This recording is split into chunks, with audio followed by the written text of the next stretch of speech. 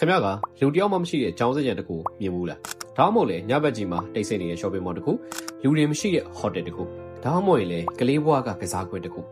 ထူးဆန်းတာကခမရအဲ့ဒီຢာတွေကိုကြည့်တဲ့အခါမှာကြောက်တဲ့စိတ်တော့မဖြစ်ဘူးဒါပေမဲ့လေမအေးချမ်းနေခမရကရင်းနှီးနေရလို့တော့ခံစားရတယ်ဒါပေမဲ့တစ်ချိန်တည်းမှာပဲတစ်ခုခုမှားနေလို့လည်းခံစားရတယ်အဲ့ဒီခံစားချက်ကို liminal space လို့ခေါ်ပါတယ်အားလုံးပဲမင်္ဂလာပါကျွန်တော်ရဲ့ Hidden Theory Channel လေးကနေပြန်လည်ကြိုဆိုလိုက်ပါတယ်ကျွန်တော်ဒီနေ့မှာတော့ liminal space ဆိုတာဘာလဲဘာကြောင့်လူတွေကကြောက်ကြတာလဲဆိုတော့ပြပြပြသွားမှာပဲဖြစ်ပါတယ် liminal ဆိုတဲ့စကားလုံးက Latin ဘာသာစကား limen ဆိုတဲ့စကားနေပြီးဆင်းသက်လာတာပါအတိတ်ဘက်ကတော့ threshold တနေရာကနေတနေရာကိုကူးပြောင်းတဲ့ဂျားကာလလို့ပြောပါတယ်ဒီ concept ကို Arnold Van Hanna ကလူဘဝရဲ့ကူးပြောင်းမှုအဆင့်တွေကိုရှင်းပြဖို့အတွက်အသုံးပြုခဲ့ပါတယ်နောက်ပိုင်းမှာ Victor Tanner ကဒီ idea ကိုဆက်လက် develop လုပ်ခဲ့ပါတယ်လူတစ်ယောက်ကအရင်ဘဝအချိန်တွေထဲမှာမရှိတော့ဘူးဒါပေမဲ့ဘဝအသစ်တစ်ခုစီကိုလည်းမရောက်သေးဘူးအဲ့ဒီဂျားကာလာကို liminal state လို့ခေါ်ခဲ့ကြပါတယ်။ internet ခေတ်ရောက်လာတဲ့အခါမှာတော့ဒီ concept ကလူတွေစီကနေပြီးတော့နေရာတွေစီကိုပြောင်းရွှေ့လာခဲ့တယ်။ liminal space ဆိုတာကလူတွေပုံမှန်သွားနေကြနေရာတခုဒါပေမဲ့အဲ့ဒီနေရာရဲ့အဓိကရည်ရွယ်ချက်ပျောက်ကွယ်သွားတဲ့အချိန်ကိုဆိုလိုတာပါ။ဥပမာကျောင်းဆိုရင်ကျောင်းသားတွေရှိရမယ်။ shopping mall ဆိုရင်ဈေးဝယ်သူတွေရှိရမယ်။ playground ဆိုရင်ကလေးတွေရှိရမယ်။ဒါပေမဲ့အဲ့ဒီလူတွေမရှိတော့တဲ့အခါမှာအုံနောက်ကတခုခုမှားနေလို့ခံစားရတယ်။ဘာကြောင့်လဲဆိုတော့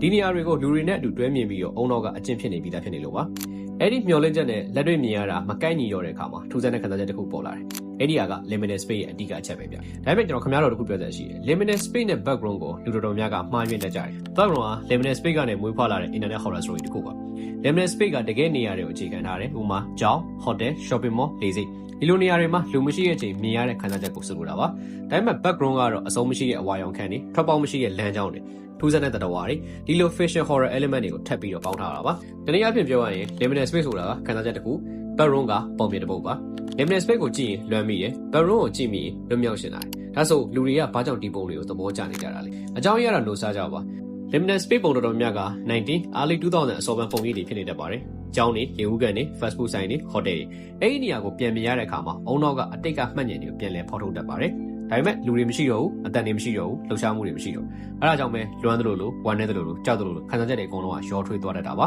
နောက်ထပ်အရေးကြီးဆုံးအကြောင်းရင်းတစ်ခုကတော့ COVID-19 pandemic ပါ2020တုန်းကကမ္ဘာတစ်ဝန်းမှာလမ်းတွေပလာဖြစ်သွားတယ်လေဆိပ်တွေလူမရှိတော့ဘူး shopping mall တွေပလာဖြစ်သွားတယ်မြို့ကြီးတွေမှာတော့လူမရှိတဲ့ရုပ်ရှင်ကားတစ်ကားလည်းဖြစ်သွားခဲ့ပါတယ်လူများစုက liminal space နဲ့ဆင်တူတဲ့မြင်ကွင်းတွေကိုကိုယ်တိုင်ကြုံတွေ့ခဲ့ရတာပါ။အဲဒီနောက်ပိုင်းမှာဒီ concept က internet ပေါ်မှာပို့ပြီးတော့နာမည်ကြီးလာခဲ့တယ် Reddit, TikTok, YouTube နေရာထဲမှာ liminal space ပုံနေတဲ့ video တွေကပြန့်နှံ့လာခဲ့တယ်။ဒါပေမဲ့ liminal space ဆိုတာ horror မဟုတ်ဘူးဗျ။ monster တွေမရှိဘူး ghost တွေမရှိဘူး jump scare လည်းမရှိဘူး။ဒါပေမဲ့လူအုံနောက်ကမျောလင့်ထားတဲ့အရာကိုမတွေ့တဲ့အခါမသက်မသာခံစားချက်တွေကိုဖန်တီးပေးတတ်တယ်။ဒါကြောင့် liminal space ကကြောက်စရာကောင်းတယ်ဆိုတာတဲ့ထူးဆန်းစရာပိုဖြစ်လာတာပါ။တနည်းအားဖြင့်တော့ liminal space တွေကနေရာတစ်ခုရဲ့တိတ်ဆိတ်မှုကိုမပြဘူး။အချိန်ရဲ့ဖြတ်သန်းသွားလာမှုကိုပြနေတာပါ။အချိန်ကလူတွေပြည့်နေတဲ့နေရာတခုအခုဗလာချင်းဖြစ်နေတဲ့အခါအချိန်ဆိုတာပြန်မလာတော့ဘူးဆိုတဲ့အမှန်တရားကိုသတိရစေပါတယ်။ဒါကြောင့်ပဲ liminal space ကိုကြည့်တဲ့အခါမှာကြောက်စရာကောင်းတယ်ဆိုတဲ့လွမ်းစရာတွေကပို့ပြီးတော့များနေတာပါ။ဒါဆိုရင်ခင်ဗျားအတွက်ကအထူးဆန်းဆုံး liminal space ကဘယ်နေရာဖြစ်မလဲဗျ။